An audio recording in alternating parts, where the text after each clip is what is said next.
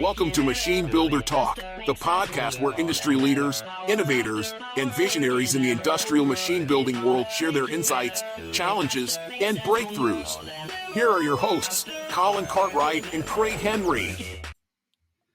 And here we are on the second edition of Machine Builder Talk. And Craig and I are really excited to have our first ever guest on the show today. Hey, Craig, how you doing? Fantastic. Can't wait to get started. We've got an all-star here right off the bat. Okay. Coming in strong. Okay, let's get into it then. I would like to welcome to all our listeners, the one and only Jonathan Darling, alternatively known, everyone will know him as JD. And if you're on LinkedIn, if you go to trade shows, you'll see him everywhere. He's one of my favorite people in the whole world, one of my really good friends, and I feel really privileged to have him on our show as the first guest. So, Jonathan, over to you to tell us a little bit about who you are and what you do. Well, before I do that, one of the things that I have to say right off the bat is I am incredibly honored to be the first guest on this podcast. I'm so pumped you guys are doing this. I truly believe it's going to bring a ton of value. And Colin, I'm very proud for you to be stepping into this new avenue here, and you and Craig, and you guys are just awesome. So first and foremost, really appreciate that. So how come I'm not surprised that you would respond like that? Anyway, this show is about you, John. So let's get this thing off to a start, shall we? Tell us a little bit about yourself. Yeah, I've been in the industry for almost 2 decades now, and this industry changed my life and radically changed the way that I was able to care for my family and all these different things. And I'm now the director of sales and marketing for Elite Automation. And, you know, this industry just, it's so great, and the people are so incredible, and being able to work in it every single day and not only be able to serve the teams that I lead and the customers that we serve, like, man, there's nothing better, Colin. I can't disagree with you. I've been 30 years in this industry now, and every single day is an interesting day, and highly recommend anyone looking at getting into industrial automation, don't hesitate. Get straight in. It's a place to be. So it is, absolutely. And Elite Automation, what do they specialize in? What do they do better than anybody else? Well, one of the things that I think we do really, really well, and I always make sure that I'm not saying we're better than anybody else, because there are so many great companies out there that do similar things to what we do, that do an incredible job and serve and execute at such a high level. But the areas that we love to focus in and where we love to serve our customers is in the area of palletizing, end-of-line palletizing, and ASRS crane systems. Right. We focus on those as the two main areas where we feel like we're elite and we can execute at a high level for the customers who, you know, we feel like we can serve at a really high level. And so we've been focused on that. We've been around for 8 years and was started by Scotty Robinson, who's an incredible man and someone I'm so incredibly excited to work with.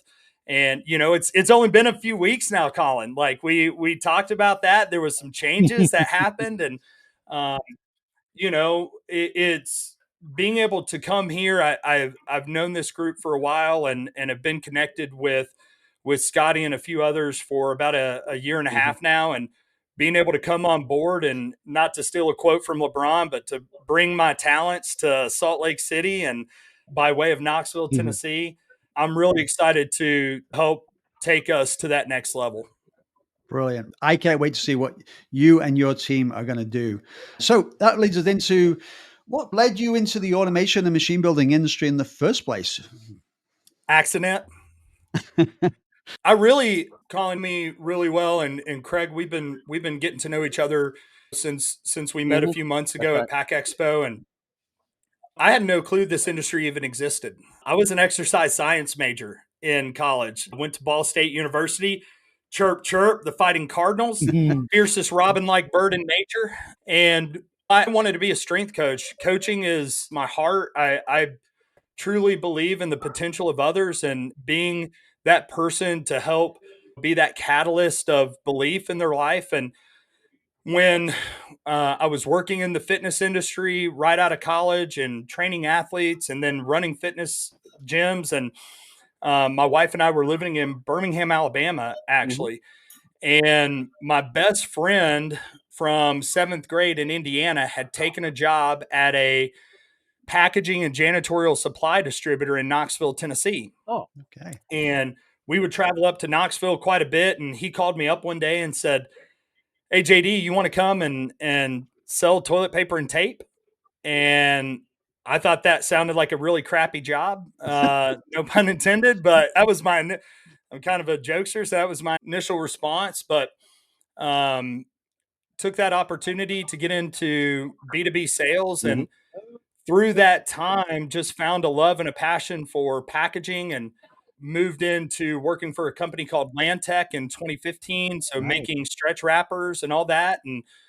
And that's really what, when I found just this absolute love and obsession with what we do and how we help make sure that people never run out of the products that they love. Yeah. They can go to the store and they don't have to worry about whether or not they're going to be able to get that medicine or to be able to get that frozen pizza or whatever it is. And I've never looked back. I've never, since being in this industry, I've never considered even leaving. It's got me. I'm hooked. I can relate to that for sure. Now, through that progression into the automation industry, can you think of a pivotal moment that got you hooked? You said you're hooked. What was that pivotal moment that got you hooked in the first place? Yeah, I think what it was for me, Colin, is I didn't know what I didn't know at early on in my career. And I wasn't really sure or confident that any of the skills that I had developed during my time in the fitness industry and as a coach would transfer.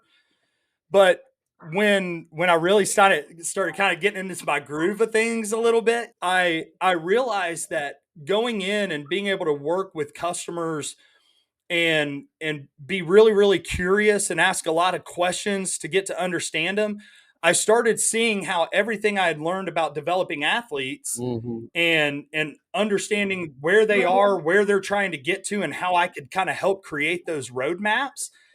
All of a sudden, that started transferring so much over into everything that I was doing. It just, Wow.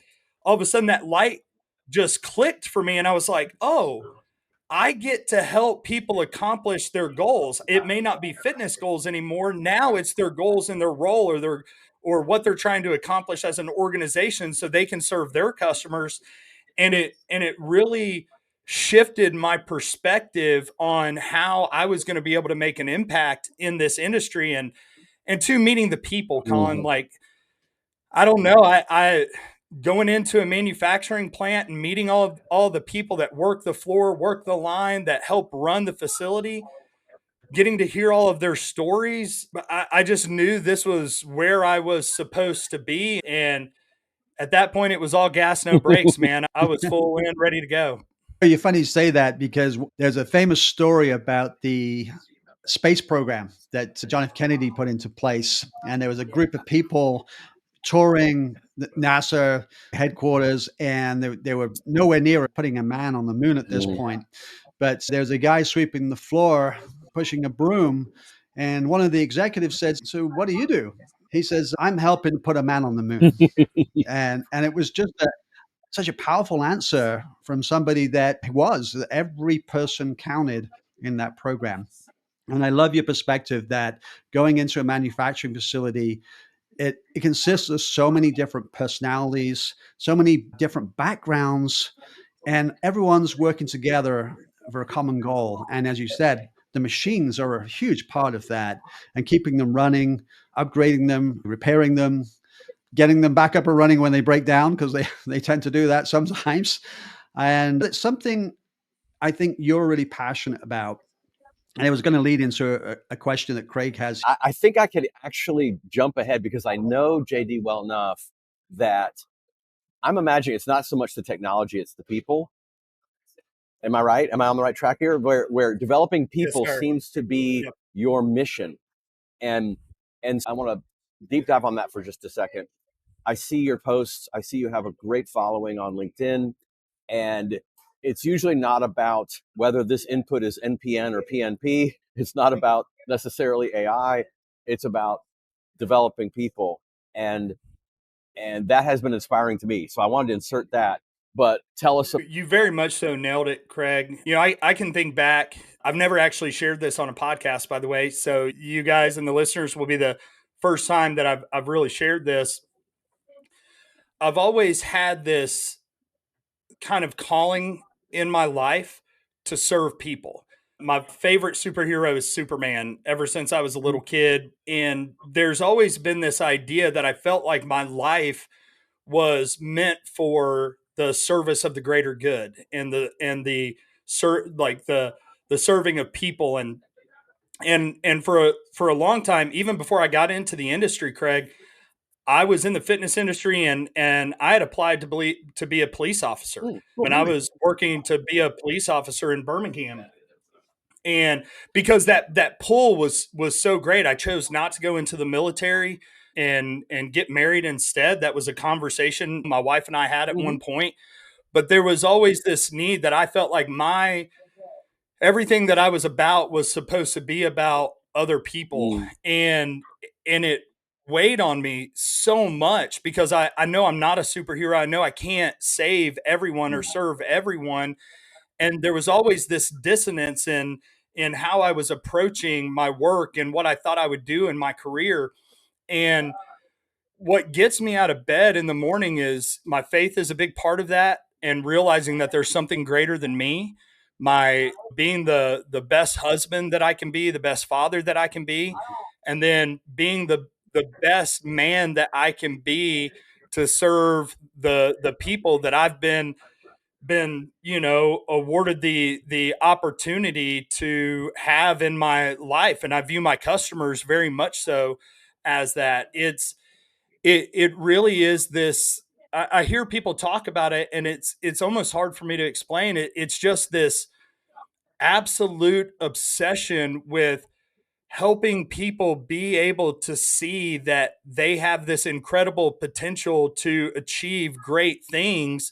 And how can I help be the guy that maybe is a little bit of gasoline to that fire, right? There's so many people in my life that I can tell you that have poured water on the spark that I had in my life and inside me. And I just really made that decision a long time ago that I wasn't going to be one of those guys carrying the water jug to put the fire out. I was going to be carrying the can of gasoline to turn that little spark into an inferno. Right. And man, there's no greater gift than to wake up and serve others, man. And I love it. You couldn't agree with you more. more. Met me, and this is my perspective. Okay. You had no idea this went on. So we were at a customer event in the evening at the View rooftop in Chicago. And before I met you, the Jordans talked to me. The Jordans are. Okay. The Jordans. Yeah. So we're talking and I'm talking ad nauseum per usual. And they're saying, you need to meet JD. And they wouldn't give up on it. They're like, this is a guy you got to talk to. And so I come out and you're in the other room because you're on an important phone call with somebody, like every big shot is. And I see you from across the room and you're on the phone and I'm like, okay, this guy. All right. And sure enough, you eventually came over after that call. I'm sure you're doing some great customer service thing, knowing you. And we had about a 30-minute. He was doing some customer service with his kids.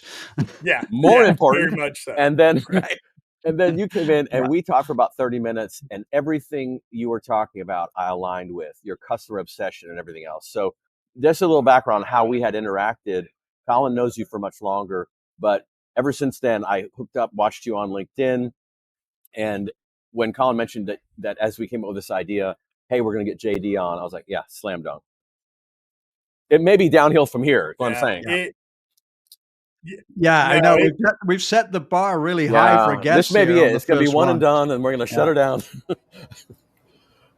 No, I remember Colin when I met Colin, we met getting into a van together down in Cancun, Mexico, with my wife, and heading to a PMMI executive leadership conference down there, and immediately you guys know I use the word love a lot. Just immediately fell in love with Colin and who he is and the type of man he is. And I remember him telling me, "Man, you got to meet Craig." And I think that's one of the greatest things about you, Colin, is you're a connector of good people. And the entire group there with you guys is just incredible. And I remember the Jordans telling me, they were like, "Oh, you got to meet this Craig dude. Like, he's got your energy, JD. Like, he's your type of dude." And yeah, I love the way this industry brings great people together. No question. And if it wasn't for this industry, we wouldn't have this relationship, the three of us. And man, what an honor that is. Oh, it's terrific. I absolutely agree. It's terrific. Yeah. We had such fun that night. It is. And yes, I remember. Go ahead, Colin. So much I fun. remember. Sorry, Craig. Yeah, I remember that day we actually ended up at the same table eating dinner that first night in Cancun. And I happened to have some tickets for a baseball game. And I said, "Are any Chicago fans around here? So tell us your love about Chicago. I know you're a huge Chicago Cubs fan. But that was the Cubs game we were going to. But you're also a Bulls fan too, right?" So yeah, there's a bit of a I love my first Major League Baseball game was a Cubs game going to Wrigley Field as a kid when we had moved to Indiana. So it was 7th or 8th grade, and there's nothing better than going to Wrigley Field. And I had never experienced it the way I experienced it with you guys in the club seats out in the outfield. And I just the being a Bulls fan was really about Michael Jordan, and I love high achieving people who are just absolutely obsessed with not perfecting their craft, but in the drive to try to be as perfect at their craft as what they can. I really admire high achievers and people who have that drive. But it's been something that I can tell you that I love the equipment and everything that we do in this industry. From my side of things, I'm obsessed with sales. Like, I love sales and learning about it and learning about people and human behavior and psychology and how people make decisions and learning how to build incredible relationships with incredible people. When I study that stuff and I obsess over it, and I'm going to Chicago next week. Can't wait. It's one of my favorite cities. I would never live there, but I love visiting there as much as possible. And I'll be rocking my Cubs hat next week. Good stuff. Now, you said you love sales. Okay. Yeah. Now, in the past, sales has got a bad rap. I mean, salespeople would go in there, the old style sales. I think, John, you're one of the new breed of salespeople that we've got that bring value to every transaction with their customers and even prospects at this point. Before you've even sold them anything, I think you bring a tremendous amount of value to those people before they even buy anything from you. So I'd like to get your perspective on what you think sales should be and what that looks like to you. Yeah, sales has been given a bad rap because the purpose of selling has become very selfish. And, I believe in its truest form and in what it was originally created to be is the act of serving other people with your product, service, or solution. Sales is, in my opinion, one of the most honorable roles that you can play in your life, because it is truly about learning about the goals, challenges, and pains of people that you can serve with those products, services, or solutions to help them accomplish those goals or overcome those challenges or alleviate those pains. And, I think oftentimes I can sit here and tell you, I don't care if somebody buys from me. I really don't. What I care about is, am I doing everything that I can do to help that customer make the best decision for them? Absolutely. So that they can go home and be with their families and not have to worry about whether or not the things that they're investing in their organization are going to be running for them and they're constantly being pulled away. I want I want to help customers be the heroes to their families, right? So that they can go home and have dinner with them and take them to ball games and do those things. And sales is just one of those avenues that I get to do that. Yeah, absolutely. You hit the nail on the head there, because everyone we deal with is an individual, and they've got their own challenges. They've got their own goals, and albeit that they're going to be part of a team to get a machine built, they all have those individual ideals and the way that they want to live their lives. And I think as salespeople, we have to break down the stereotype of everyone's the same and get down on the personal level with each individual and kind of discover what everything means to them. Right. Yeah. Yeah. Fully There's a agree. humility in it. Yeah. It's a service. And I've seen so many times salespeople, they don't see it the way you see it, of course, JD. They see it as, I'm going to get something. And they don't have a humility to understand that no one's really going to care about the product or service until you express care about them and care about their problems. And as you come as a trusted advisor or come in alongside them, I love your philosophy there, because I have been in selling in automation to some degree for the last 20 years. And I would venture as far as to say sales itself is dead in the old sense. You're solving problems. You're helping people meet their objectives. Yep. Yeah. You're removing pain. That's what we do. And you wouldn't think a doctor would be someone in sales, but he's removing pain. He's solving problems. He's helping things heal. And we do that for organizations. So I love your approach, and I hope it is something now Elite can do. And maybe they've been doing it all along, but you're going to be bringing that element of let's go serve. And if you go serve, the world is yours. Yeah, I was actually having a conversation this week with my sales team and getting to meet them. And one of the things I told them is a lot of times salespeople want to be the hero, Mm-hmm. and we're not the hero. We're Alfred. We're Alfred to Batman. We're that counsel to help them make the best decisions that they can so that they can go be the heroes within their organizations. Yeah. And I think when everybody's the main character in their own story. And I think with sales professionals, one of the greatest perspectives we could take is we're still the main character in our story. It's just we're not the Cape Crusader. We're the person who helps the Cape Crusader go be that. And Right. I love being that person. It's not about glory. It's absolutely right. Yeah. Yeah. And on that note, I wrote an article actually last week on LinkedIn called Winning Together.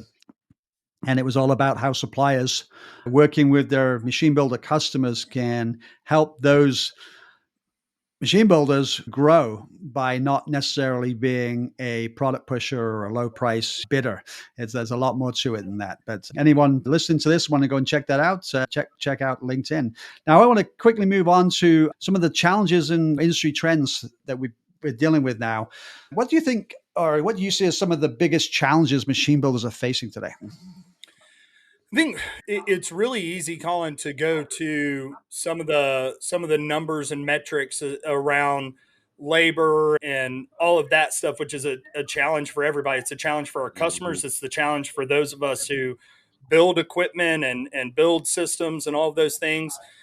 But when I think about it a little bit deeper, and this is it's my opinion on it, is that we've made it much more about the equipment and the solution than we have about what those things are allowing our customers to do, or how those things can allow us to develop the people that we have. And I think people development is one of the biggest challenges we have in the industry. I think it's one of the biggest challenges our customers have in the industry, and how we can shift our perspective from it being just about the equipment, but what the equipment allows our customers to do and what it allows our people to do. When you bring automation into a company, automation is one of those things that can allow you to develop your people and to give them new skills and new abilities, to remove them from menial tasks and mind-numbing things that they do repetitively every day, to help them be in a position to do more impactful work where they feel more valued, where they feel like they're being developed. And I think employee engagement and employee retention on any side of anything that we do is one of our biggest challenges. And the other thing is how we're using our equipment and our technology help educate customers and people on to be more comfortable with it. I hear all the time when I tell people that I sell robots, like, well, oh, so you're taking people's jobs. And I'm like, no, I'm helping them. I'm helping people in plants do more impactful work and more meaningful work where they feel like their work has real value.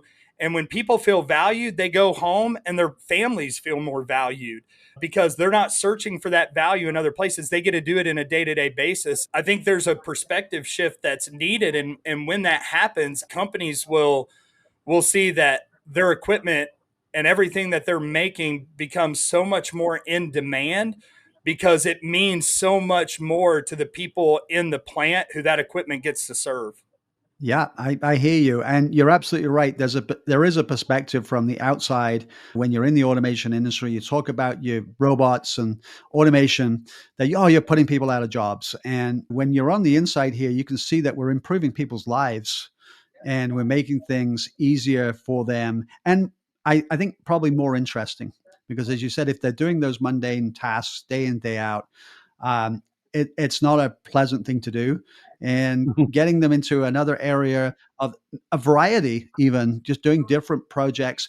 For example, you say bring in a robot, but someone's got to actually service the robot. Someone's actually got to prepare um, areas for robots to pick up parts or take them off on the outfeed side. There are so many parts of that puzzle. There are so many positions that I needed to support the robot essentially. So there are probably 3 positions created for every robot, that's installed. Exactly. So absolutely hear you there. And one of my favorite quotes is by Wayne Dyer. And it says, when you look at something differently, what you're looking at is different. And I think a lot of people are stuck looking at something the same angle all the time. And if they just change the perspective and change their angle and look at it from a different angle, it is different. And I think that's one of the things that automation is doing. No question. I think we look at this differently on this call. And I think we have to face the harsh reality in employment today. There's a study that's done every year. I don't know if it's Columbia University, but one of the universities gets job satisfaction numbers. And one of the topics was what percentage of the workforce is doing the bare minimum to get by and receive a paycheck. And that number is at an all-time high in the US. It's at 53%. That means 1 out of 2 people does not have the kind of fire in their belly that we have, I think, on this call. And certainly that you don't express that kind of, let me just get through the day and get to the weekend. And so, it leads us into how do you get people out of that mode? Because it's everywhere and it's irrespective of age, apparently. What do you do from a leadership perspective, JD, to overcome a group? Craig, I'm going to jump in. Go ahead. Excuse me for jumping in because I'm really passionate about this. We need to get SHOP back in schools. Oh, yeah. Okay. That's where it starts. That is the seed for everything else. Okay. Because we have youngsters that are in school. They don't get any chance to articulate or exhibit themselves in a physical way when it comes to tools and Trades. processes of working with machines. Okay. And there's been this big push for a generation now that all our kids have got to go to university and get a degree. Okay. And we took shop away. Oh, we don't need to do shop anymore. We don't need to do home economics anymore. I mean, learning to cook in school is another thing, right? But the shop sessions, I think, gave people an opportunity to discover something they didn't know they wanted to do at an early age. And they realized that they were handy with their hands. They were really good at thinking about processes of how to machine something.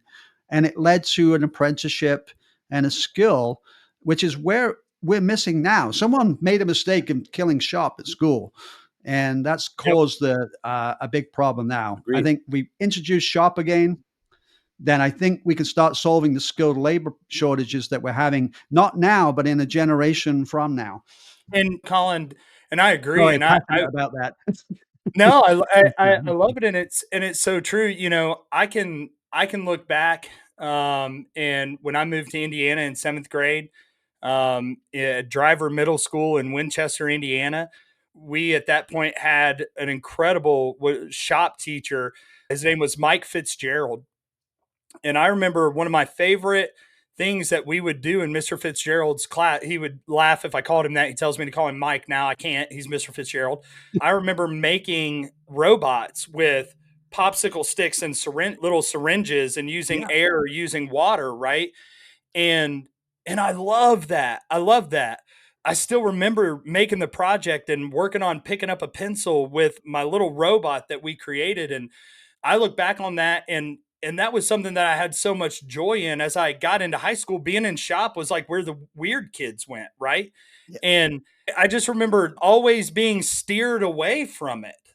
And I tell my kids now, like when they're like, Dad, you're so weird. I'm like, heck yes, I am. I am weird. I wear that as a badge of honor because I don't want to be like anybody else. Right. There was a study that was done that said parents, this was a part of a paper I wrote during my MBA, that parents are actively pushing their kids away from careers in manufacturing because they don't see manufacturing as this glory-filled place of opportunity, when in reality, there's so many different roles kids can go into, these young people can go into in manufacturing and have incredible careers and grow and develop incredible skills, that it's put us at a disadvantage in manufacturing here, especially in the United States, because we don't see it as this promised land. We see it as the land we're trying to steer clear of, right? And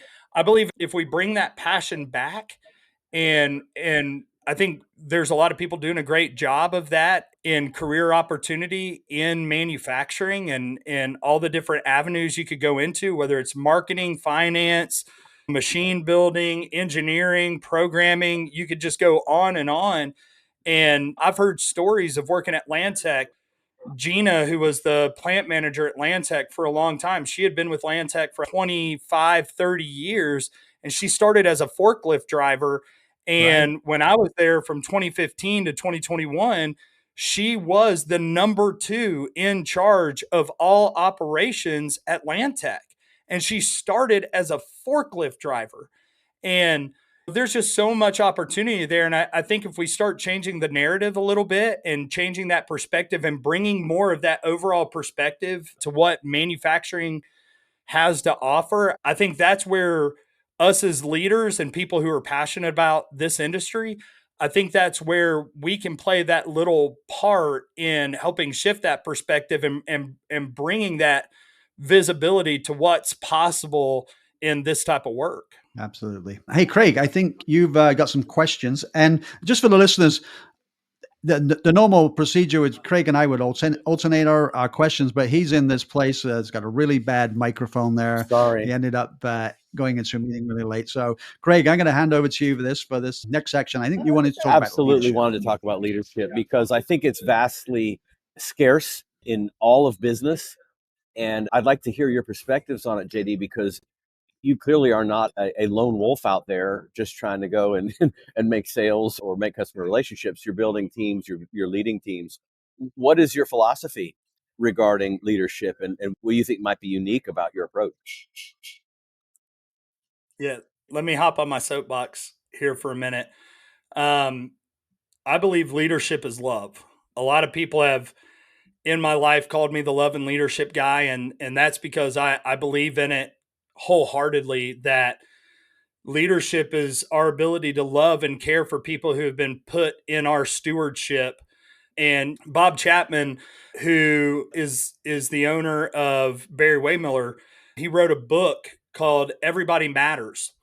And in that book, he used a quote that I feel like rings so true. And I'll probably butcher the quote because I've changed it over time to a little bit more of my vernacular. But what Bob said was, management is the selfish endeavor of accomplishing selfish goals, where leadership is the stewarding of people who have been put in your care. And he uses an analogy of being at a wedding and seeing a dad walking his daughter down the aisle, and having to hand off their daughter to the future husband. And in that moment, he said he realized that everyone is someone's daughter or son. Yeah. And that when you give that handoff, you are giving that person to that other in this hope that they're going to love and steward that person and care for them in the same way that you did as a parent, right? And I take leadership very seriously. I tell people I don't manage things, I lead people. And that leadership looks a certain way, it sounds a certain way. I always tell people, if you go to Second Corinthians and go to the verse where it talks about love is patient, love is kind, and you replace that word love with leadership. Leadership is patient. Leadership is kind. Leadership is not self-serving. Leadership holds no record of wrong. Leadership does not boast. Leadership always hopes. It always perseveres. And that just really stuck with me of going, if that's what love is, and you can put leadership in there or your own name in there, and that verse still rings true, then obviously love is leadership, and leadership is loving other people and helping other people accomplish what it is that they feel like their purpose is to accomplish in this world. Nobody comes to work because they want to accomplish my goal. No. People come to work because they have things that they're trying to accomplish in their life. They want to buy a house. They want to buy a car. They want to send their kid to college. They want to get out of debt. They want to retire and be able to travel. There's all these things that they go to work to do. And I think we've lost this perspective on that it's not about me. I told my team this week, I said, look, guys, I'm not here for you to make me look good. I'm not here for you to accomplish what JD is here to accomplish. I'm here to help you accomplish the things that you're driving towards in your life. And I know that the outcome of helping great people do great things and accomplish great things in their life, I know the outcome of that is I will probably benefit from that in the long run. That is the outcome, not the goal. And so I especially in manufacturing and in sales and in everything we do, I think we make it way more about what we're trying to accomplish versus how we're developing great people so that they can go out and do great things. Love it. A famous quote from one of my mentors, George McKinnon. He was a great leader. He believed in empowering his people. And he said to me, when you empower your people to achieve great things come back to you. And he couldn't have been more right. In my whole career, the managers I've had that have empowered me and trusted me to do the right things and believe in myself that I'm doing the right things and give me that empowerment have always appreciated it. And I've got the recognition themselves because of what results and what achievements their team has made. Okay. Yep. You don't have to claim that for yourself. You don't even have to mention it. People look at you and they look at your team and they go, whoa, that is a great team. And who leads that team? Right. That's all it comes down to. It's the leadership. You've said it absolutely. I think you said it more eloquent than me all the way through there, but empowering those people that work for us or work with us. Let's put it the other way. Let's put it with us instead of for us. They don't work for us. They work with us. And it's a team all the way through. Well said. Excellent. Yeah, it's the servant. Well, no, you can be on your soapbox. I think the more that you drive that home, the better. I get so tired of people in any industry who are out with their customers with a Cheshire grin on their face about the big commission they want to make. And that's all they're focused on, when in fact it is an act of service. And so let's go another step with this then. So you have a team and you help them to be empowered and you love on them in the best way. But what about the vision and the skills that they don't have? How do you set a goal, JD, for the future to say, here's the vision of where we're going. Here's where we are, of course, but there's a new future with new skills, maybe new products, new customers. How do you get that knowledge across to them beyond just the empowerment, the tools, the vision? Can you speak to that? Yeah, I think that's one of the incredible opportunities I'm getting here at a lead is being able to help us make sure we're bringing clarity to what our vision is and how we're looking to accomplish that. And John Gordon wrote a great book called The Energy Bus.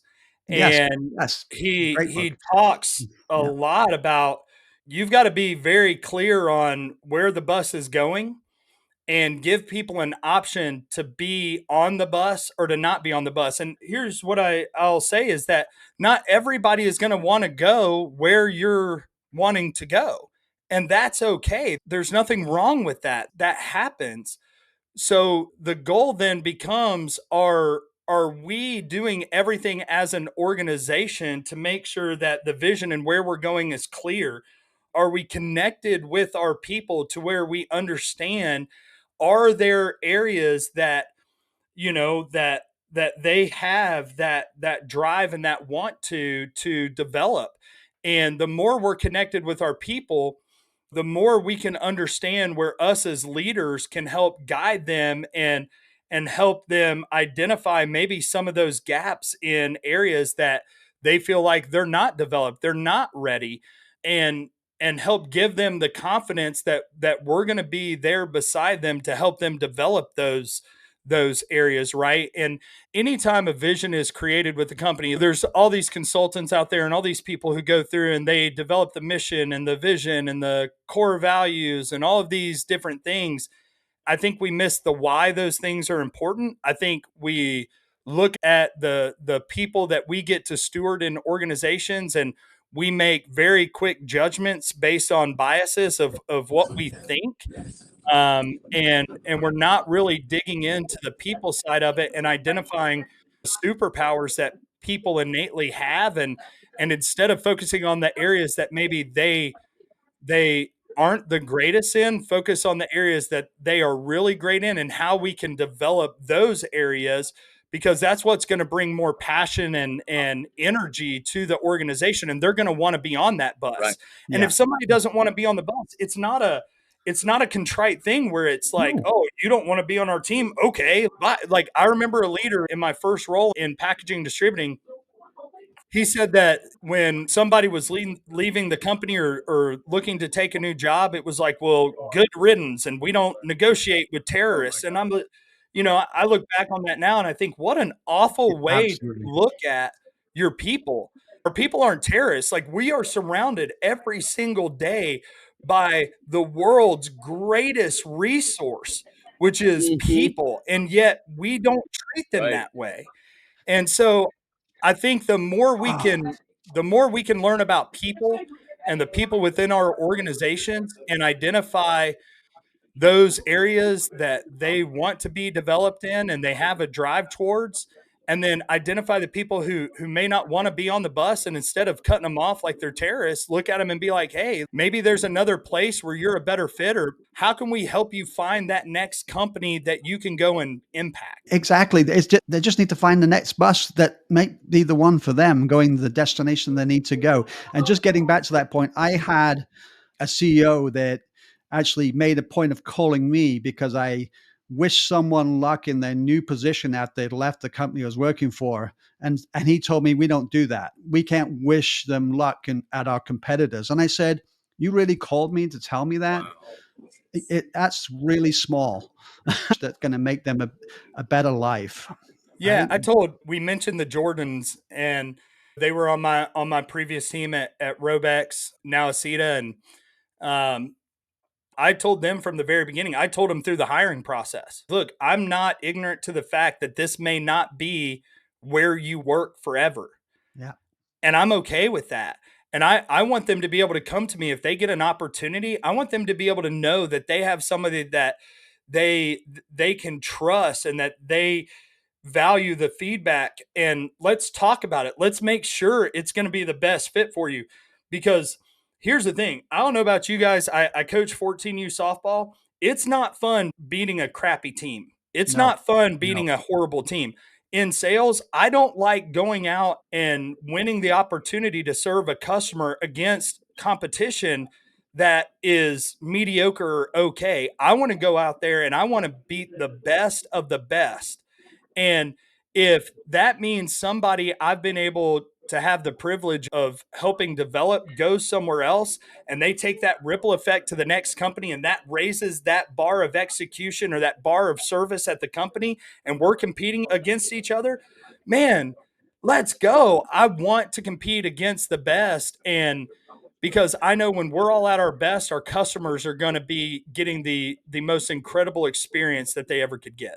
I was just about to say, when that situation happens, who's the winner out of everything? It's the customer, right? So we're going to head into a little bit of fun and kind of reflective questions with you now, JD. So the question is if you could give your younger self one piece of career advice, what would it be? Believe in yourself more. Hmm. Yeah. Even saying that, like, tugs at my heartstrings. Colin, you and I were talking about this a little bit beforehand. I lived a lot of my life and had a lot of the beginning of my career doubting that I had value Mm-hmm. and was always looking at how to win and seek approval from other people. I'm kind of crazy, man. I've got crazy ideas. I've got my mind goes 1,000 miles an hour. And I've always felt like there's so many areas that I believe I can make an impact in. And I didn't write for a long time because I was scared of what other people might think about my writing. I didn't make videos on LinkedIn or any other social media platform like I did before, like I do now. And if I could go back and tell my younger self anything, it would be believe in who you are and believe in those gifts, talents, and skills that you've been given, and don't let anyone convince you otherwise. I appreciate what you said there, because this podcast probably wouldn't be happening right now if it wasn't for you. You are the inspiration for me to start writing and posting videos. And I mentioned that right at the beginning of the year, right? And I'm not, no, you're going to take the credit for that one. So thank you for inspiring me. And that's what it does, JD. We inspire more to do the same. Okay. So you inspired me, and maybe my writing will inspire other people to come into the industry or maybe lift their game and help their customers better. So it's a win-win for everyone. And we can all help each other, lift each other up all the time and support each other. It doesn't matter if we're at different companies. If a colleague leaves your company and goes somewhere else, wish them luck. I'm not going to go there with that CEO. Somebody else winning. One of the greatest lessons I've ever learned is someone else winning doesn't mean I'm losing. Exactly. And I believe in championing and encouraging and being that cheerleader for when other people win. I love seeing people win, man. No matter what it's doing, I love seeing great people win. And I can be really pumped for someone else's success and not have it be a definition of whether or not I'm being successful. Well said. But I'm just thinking while you were saying that, there are so many great sound bites in this podcast. Thank you for that. And I'm going to lead in. So what is one software or one resource that you couldn't live without? That was my next question. So every day there's something you use, there's something, maybe a tool, a piece of software or something that you couldn't live without. What would that be? I'm going to give you two answers, and one I won't dive in, but it's the truest answer ever is I don't think I'd be able to go without my Bible. That has taught me so much about business and leadership and relationships, and it's one of the greatest business tools I've ever had access to. The other one I would say is LinkedIn.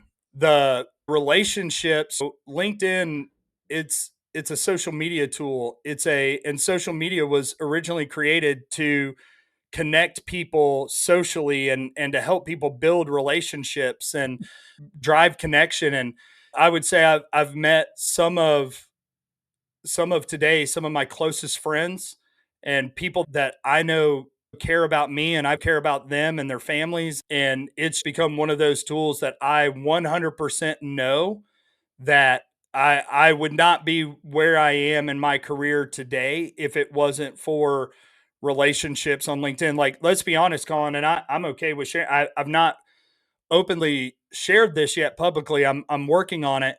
I'm working on the post for it and sharing the story. But I was, due to a company restructure, I was let go 2 weeks ago, Wednesday.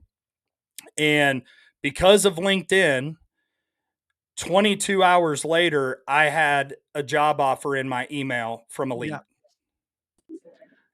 It was incredible. I was going through that with you on the phone, and I missed a call from you, and I called you back a couple of hours later from when you posted that, and you had someone had already approached you and said, "Look, we would like to talk to you about position," just in the space of a lunch meeting I had. It's incredible, and you're right. It was a lot to do with LinkedIn, but it was a lot more to do with who you are, John. So I think when we use LinkedIn as a tool to build relationship and to be able to build familiarity with people and give a little bit of not only colleagues but potential customers that a little bit of insight into who we are as people. People connect with people, and it's just been an incredible tool that I will shout its importance from the mountaintops. Yeah, and what people connect with people, people buy from people too. Yep. I think a lot of senior executives forget about that, and they think they're buying from the company, but really it comes down to that individual that's in front of the customer that they're buying from. And these days, most of the corporations, there's very little difference between product quality, service, between one big company to the next. And it really comes down to that one person or a team of people that are servicing that customer that make the difference. And I think that has to be recognized a lot more, that it's not a company thing. But I agree. I think you might have answered this next question as we roll into the end here at the beginning. And basically, what would you do if you weren't in automation as a career? What would be? If I wasn't working in this industry, I'd be a coach. I'd coach sports teams. I believe in coaching, and I believe so much in what great coaches can do for individuals. And so if I wasn't working in this industry, I would definitely be a full-time coach somewhere. And I would also say, like, I love marketing. I tell people I'm a marketing guy trapped in a sales guy's body. And I originally went to college to be a film production major. And I love creating stories and all of that stuff. And yeah, if it wasn't coaching, I'd be one of those crazy creative marketing people. That makes sense. Why your videos are so good now. You see, you went to school to learn that. Okay. Just working on it, getting better every day. So we've gone through a lot of questions here in this show, and we've covered a lot of ground. Now, what would be one or two questions you wish we'd asked you? So this first one I'm going to give to Craig, because you had originally brought up the conversation of leadership. And this is one of those questions that I don't think anybody else would give you, which is, I love that you guys are doing this. So I think, Craig, from a leadership perspective, the question that I would have loved for you to ask is, which animal in the animal kingdom do you feel like best represents leading a team? I would have never asked you that question. That is a great question. Okay. So I don't have to do anything but now listen to your wonderful answer, because I'm all ears. Yeah. So for me, we use mascots all the time in sports teams and different things like that. And I always say, if I could make a mascot for my leadership and the type of team that I believe can accomplish great things, is Geese. I would have a goose. And the reason why is because people hate geese. The Canadian geese fly south for the summer, but I think we don't understand what all it takes to get from Canada down to this little area not too far from my house where they love to congregate. And one of the most amazing things is when you see a flock of geese flying in a V, the first goose is not necessarily the titled leader. It is the one that is leading at the moment. And that goose is the one that takes all of the wind resistance for the rest of the geese to allow them, when they're in that V and they're in formation, they remove of the wind resistance from the rest of the geese, and it allows them to travel more efficiently and not expend as much effort. And so I view leadership as not being about a title or a position, but about the choice to lead when you're called on to lead. The other thing that I love about Geese, which makes them one of the greatest examples of a team, is when you hear them honking and you hear all that stuff, they're actually honking encouragement to one another. They're honking correction in the formation to one another. Their honks are encouraging the leader to keep pushing, to keep going, to keep flying. And that's how, in some instances, they're able to fly in their trip up to 5,000 miles to get to their destination. The other thing that I love about it too is if a goose gets hurt, there will be 1 to 2 other geese that will stay with that injured goose until it is healthy enough to fly. They never leave anyone behind. Incredible. And so to me, Incredible. The goose is one of the greatest examples of leadership and one of the greatest examples of a high achieving team. I love that. I've never heard that before. I've heard something similar, that Pelotons, cycling teams, do the same thing. The leader is the one taking the drag and people come in behind and get a rest into the middle of the peloton. And it was based on that same theory of geese. But I think that's a story. I love it. Yeah. I did write an article several years ago on LinkedIn spelling that out. And yes, I do own a sweatshirt with a giant goose on it. I've got a lot more respect for geese now. Being in Canada, we have a lot of them here, and they fly over my house probably like 20 or 30 feet above my house. So they honk and they're really loud. 2.5, 3 hours, I'll hear a group of geese fly directly over my house and they honk. And it's something that I love so much and talk about so much. My wife will literally look over at me if we're sitting together and we hear them fly over, and we'll stop talking and we'll just listen to the geese fly over, and she just smiles at me. Yeah. And because she knows, like, people send me pictures of geese flying over their house now because they know how much I love it. That's going to spread, my friend, because I think I'm going to have that same thought when I hear the geese flying over our house now. And I think my wife and I are going to sit in silence and think of that story and just listen the whole, to encouragement. Thing. It's amazing. That's incredible. To encouragement. Wow. I'm glad you got Craig to ask you that question. I really am. I'm really glad. Yeah. Now, Colin, are you ready for yours? Yeah, I'm ready. So obviously you're starting this journey in putting yourself out there, sharing your voice, sharing your experience, and you're starting to write. You've started this podcast. The question that I would love you to ask is, what has been the most challenging experience you have faced when starting to put yourself out there and make yourself more visible through the sharing of your voice and your stories? I would love to hear your take on that question, because I'm sure it's going to help me a lot in the journey ahead. So please fill me in, or fill us in. So I started writing as a kid, writing poetry, all types of stuff. My grandma wrote a book and got to watch her go through that process. And in 2015, 2016, I think it's 2016, I decided to start a blog called What the Sell. And it was the life of a professional salesman, bumps, bruises, and lessons learned along the way. And it's what I titled my podcast. And I remember writing my first article, which was on a targeting strategy and how to actually have a strategy around targeting new business. Yeah. And back then we weren't fully connected with everything. And so I had gotten an email notification that I had received several comments on my first blog post. And so I couldn't wait to get home. I was so excited. I was like, holy crap, somebody actually read this thing. Like, that just blew my mind. And so when I went back and I got home to my home office and I lifted up my laptop, logged in to the blog and went down and looked at the comments that I needed to approve to post, and I didn't recognize any of the email addresses. There was about 5 of them. And when I started reading through the comments, they were some of the most derogatory things that I had ever read about myself and read about my writing.